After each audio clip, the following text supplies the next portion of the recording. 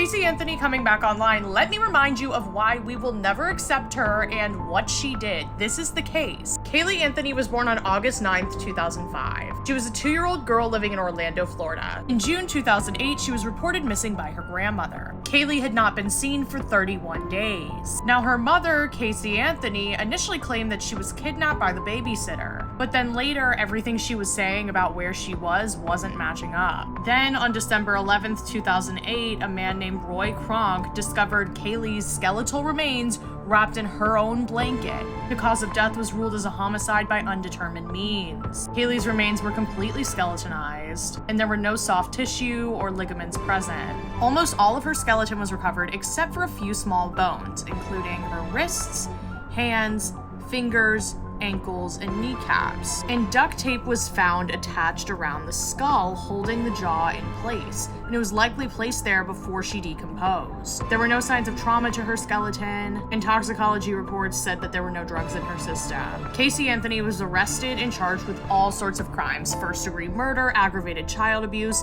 aggravated manslaughter of a child. And the trial began in May 2011 with the defense suggesting that Kaylee had accidentally drowned in the family pool and that George Anthony, Casey's father, had helped her cover it up.